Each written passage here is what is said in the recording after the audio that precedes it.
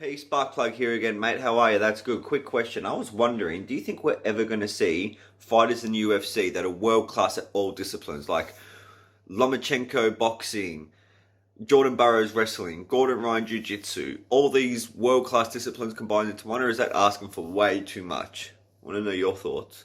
I think you would be asking for way too much. I mean, I just say that as a human being in general, right? What's the best thing we can do to predict the future? We can look at the past. I can't ever remember anybody having multiple skill sets. I mean, I always thought it was a very interesting thing when you'd have like a Bo Jackson type, that could play football and play baseball. That's pretty rare, right? That's very very rare thing to do where somebody's a master of what. Look at the great Michael Jordan. Didn't he go have a cup of coffee in baseball, but it didn't really work out? I mean, that's a top level athlete. Look, it's just not very common that you could have somebody that was the absolute best in two things at the same time. There's a reason that athletes really need to focus and specialize. And we've seen a lot of guys do it even from the world of wrestling, where we've taken some amateur wrestlers that went over, got into professional fighting, and then thought they could slide back in and make a world or an Olympic team in wrestling. And all of a sudden, guys who they'd always beaten, all of a sudden they can't beat them anymore. Well, it's as simple as, yes, something that you used to do twice a day, 6 days a week, and now you spread your focus, and now you do that one specific thing 3 or 4 times a week. While that's a lot, and while you're still very good at it, it's not the same. At some point in your life, you have to focus and specialize. And if you want to dip your toe in a whole bunch of different pools, and those are combat-related pools, mixed martial arts will probably serve you very well. But if you had a goal of being the world's greatest boxer at the same time trying to be the world's greatest wrestler, I've never seen it. Hey, Uncle Chael. This is Cool Jules, aka Julius Fustanis from Nyack, New York. Quick question. Not too sure if you answered this, but would you be okay if 1 or 2 times a year the UFC held catchweight fights? Thank you for your time. Would I be okay with a couple times a year catchweight fight? I like the catchweight. I understand the importance of a division, but I like a catchweight. You know, Bellator's been doing some catchweight fights. And instead of using the term catchweight, they are calling it contracted weight. That's kind of how they got. So there was something about the stigma of catchweights. I don't know why. I can't relate to it. I don't mind it in the least. Just tell me what these guys weigh. Bellator somehow found that they didn't like the stigma of the catchweight, so they began to refer to it as the contracted weight of 168 pounds. Sounded cool. Made sense. There was really no questions asked around it. So if you wanted to have a contracted weight a couple of times a year, as you put it, outside of divisional norms, yeah, I don't see any problem with that. I really don't. 2 guys want to fight, particularly if it doesn't have title implications, particularly if it's a grudge match, but this is how we're going to get together. We've worked it all out. Here's what we agree to fight, unified rules. We just need some promoter to put this on. Oh, by the way, we've even come up with our own weight class.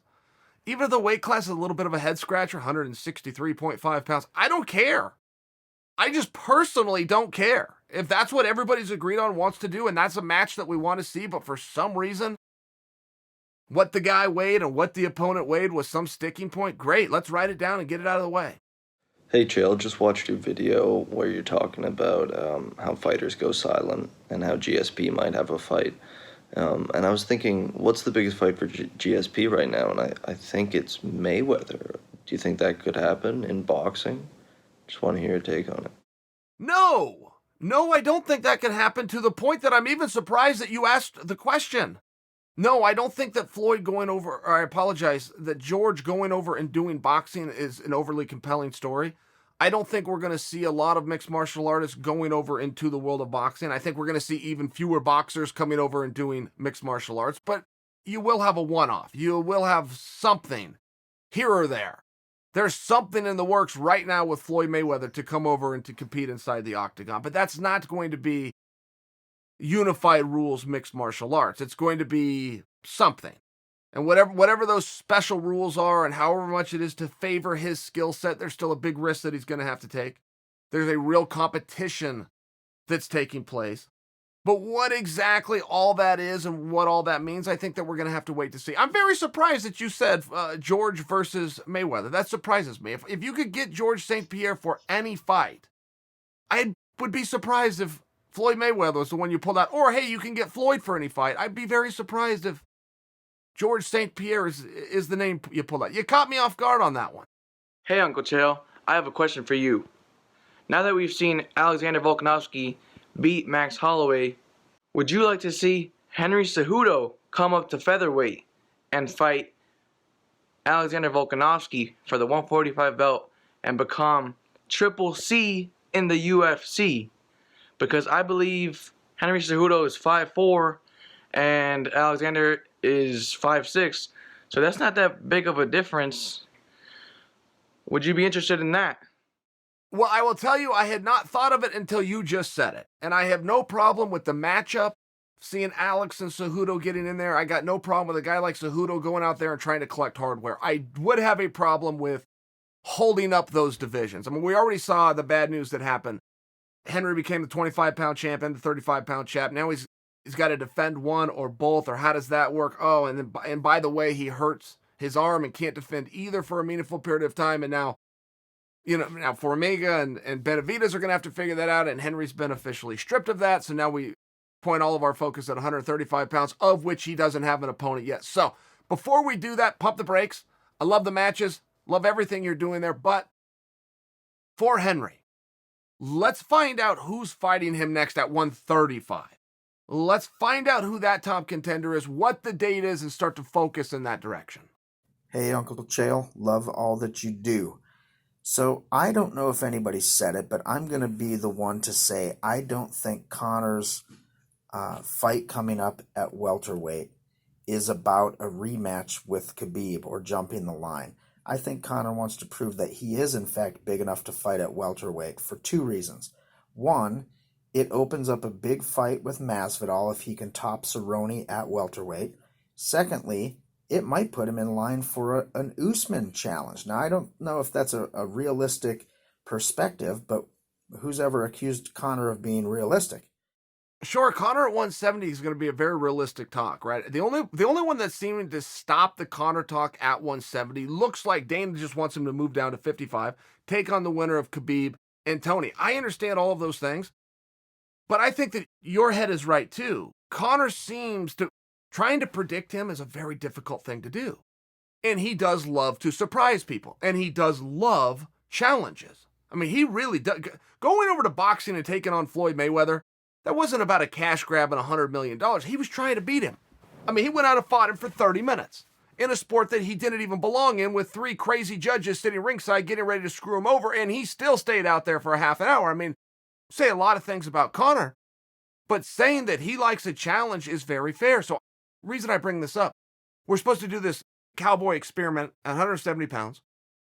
For that to have implications at 155 pounds. Look, Conor could change everything, though. If Conor goes out and has a good performance against Cowboy, he may just have opened the door for himself at 170 and say, I'm staying put. That is a very possible thing to do. He, I think, is going to point a finger right at Masvidal. For sure, the Nate Diaz is out there. Now, all of a sudden, Usman is starting to get a little bit chirpy. Let's see where Conor goes with that. And Conor's got some heat down below as well. He's got some heat down there with the Gaethjes of the world and the Tonys of the world, and of course with Khabib. I mean, there's a lot of places that Conor can spread himself, but I do think that the conversation does change if he looks good at 170. Hey Chael, Turner from Prineville, Oregon here, and I had a question about who would win in an Abu Dhabi rules grappling match. Would it be Fabrizio Verdum or Frank Mir? I know Verdum has won Abu Dhabi twice, but Frank Mir's nobody's fool. And a follow-up question, could this be something that you could book for Submission Underground? Thank you, big fan of the videos. Well, that's a fun match. Yeah, they can come to it in Submission Underground. You know, Frank Mir, as great as he is at jiu-jitsu, was not overly a specialist. I mean, he really is a mixed martial arts specialist. Frank started doing mixed martial arts at like 19 or 20 years old. I want to say he was signed in the UFC by 21 or 22. I mean, he was just always an overall guy.